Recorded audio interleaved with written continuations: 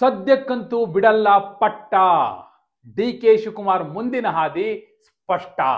ನೋಡಿ, D K Shivakumar ಯಾವುದೇ ಕಾರಣಕ್ಕೂ ಕೆಪಿಸಿಸಿ ಅಧ್ಯಕ್ಷ ಪಟ್ಟವನ್ನ ಬಿಡೋದಿಲ್ಲ ಅಂತ ಪಟ್ಟ ಹಾಕೊಂಡು ಕೂತಿದ್ದಾರೆ. ಅದಕ್ಕೋಸ್ಕರ ಅವರು ಸ್ಪಷ್ಟವಾದ ಕಾರಣಗಳನ್ನ ಕೂಡ ಕೊಡ್ತಾ ಇದ್ದಾರೆ. ಯಾವ ಕಾರಣಕ್ಕಾಗಿ ನಾನು ಕೆಪಿಸಿಸಿ ಅಧ್ಯಕ್ಷರಾಗಿ ಮುಂದುವರಿಬೇಕು, ನಾನು ಮುಂದುವರಿದೆ ಹೋದ್ರೆ ಏನಾಗುತ್ತೆ, ನಾನು ಮುಂದುವರಿಯೋದ್ರಿಂದ ಆಗೋ ಲಾಭ ಏನು, ಮತ್ತು ಬಹಳ ಮುಖ್ಯವಾದ ಕಾರಣ ಏನೇನು, ಪಾಯಿಂಟ್ ಬೈ ಪಾಯಿಂಟ್ ರಿಪೋರ್ಟ್ ಕೊಟ್ಟಿದ್ದಾರೆ. ಎಐಸಿಸಿಗೆ, ರಾಹುಲ್ ಗಾಂಧಿ ಅವರಿಗೆ, ಮಲ್ಲಿಕಾರ್ಜುನ್ ಖರ್ಗೆ ಅವರಿಗೆ ನೇರವಾಗಿ ಹೇಳಿದ್ದಾರೆ. ಹಾಗಾದ್ರೆ ಅವರು ಪಟ್ಟಕ್ಕಾಗಿ ಕೊಡ್ತಾ ಇರುವಂತ ಸ್ಪಷ್ಟ ಕಾರಣಗಳು ಏನೇನು, ಆ ಎಲ್ಲ ವಿವರಗಳನ್ನ ಕೊಡ್ತೀನಿ. ಅವರ ರಿಪೋರ್ಟ್ ನ ಇನ್ಸೈಡ್ ಡೀಟೇಲ್ಸ್ ನ ಕೊಡ್ತೀನಿ. ಆತ್ಮೀಯರೇ, ವಾರ್ತೆ ವಿಶೇಷ ಕಾರ್ಯಕ್ರಮಕ್ಕೆ ಸ್ವಾಗತ. ನಾನು ವೀರೇಂದ್ರ ಉಪ್ಪುಂದ. ನೋಡಿ, ಡಿ ಕೆ ಶಿವಕುಮಾರ್ ಅವರು ಯಾವಾಗ ಕೆಪಿಸಿಸಿ ಅಧ್ಯಕ್ಷ ಪಟ್ಟಕ್ಕೆ ಕುತ್ತು ಬರ್ತಿದೆ ಅಂತ ಗೊತ್ತಾಯ್ತು, ಅವರು ಸರಿ ಹೊತ್ತಲ್ಲೇ ಹೋದ್ರು ಮಲ್ಲಿಕಾರ್ಜುನ ಖರ್ಗೆ ಅವ್ರ ಮನೆಗೆ. ಸುಮಾರು 3/4 ಗಂಟೆ ಕೂತ್ಕೊಂಡು ಮಾತಾಡಿದ್ರು, 1 to 1 ಡೈರೆಕ್ಟ್. ಅವಾಗ ಅವ್ರು ಮಾತನಾಡಿದ್ದೇನು, ರಾಹುಲ್ ಗಾಂಧಿ ಅವರಿಗೆ ಹೋಗಿರೋ ರಿಪೋರ್ಟ್ ಏನು, ಅದನ್ನೇ ಹೇಳ್ತಾ ಇದ್ದೀನಿ. ನೋಡಿ, ಅವರು ಯಾವುದೇ ಕಾರಣಕ್ಕೂ ಕೆಪಿಸಿಸಿ ಅಧ್ಯಕ್ಷ ಪಟ್ಟ ಬಿಡಲ್ಲ ಅಂತಿದ್ದಾರೆ. ಯಾಕಂದ್ರೆ ಅವ್ರು ಕೊಡ್ತಾ ಇರೋ ಕಾರಣ, ಸಾಲು ಸಾಲು ಚುನಾವಣೆಗಳಿದೆ, ಸಂಘಟನೆಯ ಮೇಲೆ ನನಗೆ ಹಿಡಿತಾ ಇದೆ, ಬಿಬಿಎಂಪಿ ಚುನಾವಣೆ ಇದೆ, ಬೃಹತ್ ಬೆಂಗಳೂರು ಮಹಾನಗರ ಪಾಲಿಕೆಯದ್ದು, ಜಿಲ್ಲಾ ಪಂಚಾಯತ್ ಹಾಗೂ ತಾಲೂಕ್ ಪಂಚಾಯತ್ ಚುನಾವಣೆ ಇದೆ, ಇದೆಲ್ಲಕ್ಕಿಂತ ಮೊದಲು 3 ಕ್ಷೇತ್ರಗಳ ಉಪಚುನಾವಣೆ ಇದೆ. ಈ ಎಲ್ಲ ಚುನಾವಣೆಗಳನ್ನ ಮುಗಿಸ್ಲಿಕ್ಕೆ, ಪಕ್ಷವನ್ನ ಗೆಲ್ಲಿಸ್ಲಿಕ್ಕೆ ನನಗೆ ಅವಕಾಶವನ್ನ ಕೊಡಿ. ನಾನು ವಿಧಾನಸಭಾ ಚುನಾವಣೆಯಲ್ಲಿ ಪಕ್ಷವನ್ನ ಅಧಿಕಾರಕ್ಕೆ ತಂದಿದ್ದೇನೆ ಕೆಪಿಸಿಸಿ ಅಧ್ಯಕ್ಷನಾಗಿ. ಈಗ ಲೋಕಸಭಾ ಚುನಾವಣೆಯಲ್ಲೂ ಕೂಡ 9 ಸ್ಥಾನಗಳನ್ನ ಗೆಲ್ಲಿಸಿಕೊಂಡು ಬಂದಿದ್ದೇನೆ.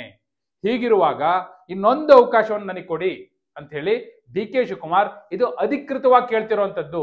ಹಾಗಾದ್ರೆ ನಿಜಕ್ಕೂ ಅವ್ರ ಮನಸ್ಸಲ್ಲಿರೋದೇನು, ನಿಜವಾಗಿಯೂ ಅವ್ರ ಮನಸ್ಸಲ್ಲಿರೋದೇನು ಅಂದ್ರೆ, ಸಿದ್ದರಾಮಯ್ಯನವರು ಮುಖ್ಯಮಂತ್ರಿ ಪಟ್ಟದಿಂದ ಕೆಳಗಿಳಿಯುವವರೆಗೂ ಕೆಪಿಸಿಸಿ ಅಧ್ಯಕ್ಷ ಪಟ್ಟದಲ್ಲಿ ನಾನಿರ್ಬೇಕು. ಹಾಗಿದ್ರೆ ಆಗ ಸಿದ್ದರಾಮಯ್ಯನವರು ಯಾವಾಗ ಪಟ್ಟದಿಂದ ಕೆಳಗಿಳಿತಾರಲ್ಲ, ಒಂದು ವೇಳೆ ಕೆಳಗಿಳಿದ್ರೆ ಆಗ ಬಹಳ ಸುಲಭವಾಗಿ ರಾಜಮಾರ್ಗದಲ್ಲಿ ನಾನು ಮುಖ್ಯಮಂತ್ರಿ ಪಟ್ಟಕ್ಕೆ ಏರಬಹುದು. ಈ ಲೆಕ್ಕಾಚಾರವನ್ನ ಹಾಕೊಂಡೆ ಡಿ ಕೆ ಶಿವಕುಮಾರ್ ಈಗ ಪಟ್ಟನ್ನ ಹಾಕ್ತಾ ಇದ್ದಾರೆ. ಆದ್ರೆ ಹೈಕಮಾಂಡ್ ತಲೆಯಲ್ಲಿ ಏನಿದೆ ನೋಡಿ, ಹೈಕಮಾಂಡ್ ಒಂದು ಸ್ಪಷ್ಟವಾಗಿದೆ. ಅವರು ಈಗ 1 ವರ್ಷದ ಹಿಂದೆ ಕಾಂಗ್ರೆಸ್ಗೆ ಯಾವತ್ತು ಬಹುಮತ ಬಂತಲ್ಲ, ಆಗ ಕೈಗೊಂಡಂತಹ 3 ನಿರ್ಣಯಗಳ ಪೈಕಿ ಇದು ಕೂಡ ಒಂದು ನಿರ್ಣಯ. ಏನು, ಲೋಕಸಭೆ ಚುನಾವಣೆಯವರೆಗೂ ಡಿ ಕೆ ಶಿವಕುಮಾರ್ ಕೆಪಿಸಿಸಿ ಅಧ್ಯಕ್ಷರಾಗಿಯೂ ಮುಂದುವರಿಯುವುದು. ಅವರು ಏಕೈಕ ಉಪಮುಖ್ಯಮಂತ್ರಿ, ಜೊತೆಗೆ ಕೆಪಿಸಿಸಿ ಅಧ್ಯಕ್ಷರಾಗಿಯೂ ಮುಂದುವರಿಯುವುದು ಅನ್ನೋದು ಎಐಸಿಸಿಯ ರೆಸಲ್ಯೂಷನ್, ನಿರ್ಣಯ. ಅದನ್ನು ಅಧಿಕೃತವಾಗಿ ಘೋಷಣೆ ಮಾಡಿದ್ರು. ಹೀಗಾಗಿ ತನ್ನ ನಿರ್ಣಯಕ್ಕೆ ಈಗ ಹೈಕಮಾಂಡ್ ಬದ್ಧವಾಗಿರಬೇಕು. ಹಾಗಾದ್ರೆ ಮಾತ್ರ ಎಐಸಿಸಿಯ ಉಳಿದ ನಿರ್ಣಯಗಳಿಗೂ ಕೂಡ ಬೆಲೆ ಇರುತ್ತೆ. ಡಿ ಕೆ ಶಿವಕುಮಾರ್ ಏಕೈಕ ಉಪಮುಖ್ಯಮಂತ್ರಿ ಅನ್ನೋ ನಿರ್ಣಯವನ್ನು ಕೂಡ ಹಾಗೆ ಉಳಿಸ್ಕೋಬೇಕು ಅಂದ್ರೆ ಕೆಪಿಸಿಸಿ ಅಧ್ಯಕ್ಷರಾಗಿ 1 ವರ್ಷ ಅನ್ನೋದನ್ನು, ಆ ನಿರ್ಣಯವನ್ನು ಕೂಡ ಅದನ್ನ ಜಾರಿ ಮಾಡ್ಬೇಕಲ್ವಾ. ಅದೇ ಕಾರಣಕ್ಕಾಗಿ ಈಗ ಹೈಕಮಾಂಡ್ ನೋಡಿ, ಈಗಾಗಲೇ ನಾವು ನಿರ್ಣಯ ಕೈಗೊಂಡಿದ್ದೇವೆ. ನೀವೇನ್ ಹೇಳ್ತಾ ಇದ್ದೀರಿ, ಕೆಪಿಸಿಸಿ ಅಧ್ಯಕ್ಷ ಪಟ್ಟದ ವಿಚಾರ, ಅದು ನಿರ್ಣಯದ ಪ್ರಕಾರ ಈಗ ಬಿಟ್ಕೊಡ್ಬೇಕು. ಆದ್ರೆ ಒಬ್ಬನೇ DCM ಇರಬೇಕು ಅನ್ನೋದಿದೆಯಲ್ಲ, ಅದು ಓಕೆ, ಅದನ್ನ ಪರಿಶೀಲನೆ ಮಾಡೋಣ. ಆದ್ರೆ ಕೆಪಿಸಿಸಿ ಅಧ್ಯಕ್ಷ ಪಟ್ಟಕ್ಕೆ ನಮ್ಮ ನಿರ್ಣಯದ ಪ್ರಕಾರ ಬದಲಾವಣೆ ಮಾಡಬೇಕಾಗತ್ತೆ. ಮುಖ್ಯವಾಗಿ ಮುಖ್ಯಮಂತ್ರಿ ಸಿದ್ದರಾಮಯ್ಯನವರು ಬದಲಾವಣೆ ಆಗಬೇಕು ಅಂತಿದ್ದಾರೆ. ಕಾಂಗ್ರೆಸ್ ಪಕ್ಷದ ಹಿರಿಯ ನಾಯಕರು ಈಗಾಗಲೇ ನಮಗೆ ಪ್ರಪೋಸಲ್ ಕೊಟ್ಟಿದ್ದಾರೆ. ಸತೀಶ್ ಜಾರಕಿಹೊಳಿ ಸೇರಿದಂತೆ ಹಲವರು ಆ ಸ್ಥಾನವನ್ನ ಅಲಂಕರಿಸಲಿಕ್ಕೆ ಈಗಾಗಲೇ ಕಾದು ನಿಂತಿದ್ದಾರೆ. ಹೀಗಾಗಿ ಎಐಸಿಸಿಯ ನಿರ್ಣಯವನ್ನ ಹಾಗೆ ನಾವು ನಿರ್ಲಕ್ಷ್ಯ ಮಾಡ್ಲಿಕ್ಕೆ ಬರೋದಿಲ್ಲ ಅನ್ನುವ ಸಂದೇಶವನ್ನು ಕೂಡ ಕೊಟ್ಟಿದ್ದಾರೆ.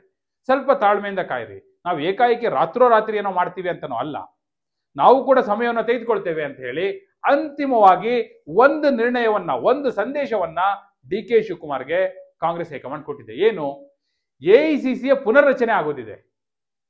ಅಲ್ಲಿಯವರೆಗೂ ನಾವು ಏಕಾಏಕಿ ಏನು ಬದಲಾವಣೆ ಮಾಡ್ಲಿಕ್ಕೆ ಹೋಗೋದಿಲ್ಲ. ಎಐಸಿಸಿಯ ಪುನರ್ರಚನೆಯ ಸಂದರ್ಭದಲ್ಲಿ ಪಿಸಿಸಿ ಅಧ್ಯಕ್ಷರ ಬದಲಾವಣೆಗಳು ಆಗುತ್ತೆ. ಆ ಸಂದರ್ಭದಲ್ಲಿ ನಾವು ಬದಲಾವಣೆಯ ನಿರ್ಣಯವನ್ನು ತೆಗೆದುಕೊಂಡ್ರೆ ನೀವು ಅದನ್ನ ತಲೆಬಾಗಿಸಿ ಒಪ್ಕೊಳ್ಬೇಕು. ಹೈಕಮಾಂಡ್ನ ನಿರ್ಣಯ ಅದು ಅನ್ನುವ ಸಂದೇಶವನ್ನು ಕೂಡ ಈಗ ಹೈಕಮಾಂಡ್ ಕೊಟ್ಟಿದೆ. ಇದೇ ಎಐಸಿಸಿಯ ನಿರ್ಣಯ. ಎಐಸಿಸಿ ಸ್ಪಷ್ಟವಾಗಿ ತೀರ್ಮಾನ ತೆಗೆದುಕೊಂಡಿದೆ, ಯಾವಾಗ ಎಐಸಿಸಿಯ ಪುನರ್ರಚನೆ ಆಗುತ್ತೋ ಆಗ ಕೆಪಿಸಿಸಿಯ ಪುನರ್ರಚನೆಯೂ ಆಗುತ್ತೆ, ಆಗ ಕೆಪಿಸಿಸಿ ಅಧ್ಯಕ್ಷರ ಬದಲಾವಣೆಯೂ ಆಗುತ್ತೆ.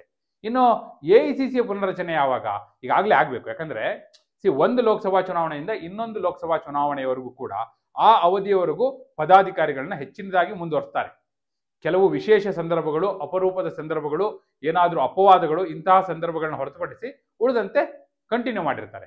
ಈಗ ಲೋಕಸಭೆ ಚುನಾವಣೆ ಆಗಿದೆ, ಎಐಸಿಸಿ ಪುನರ್ರಚನೆ ಆಗಬೇಕಾಗಿದೆ.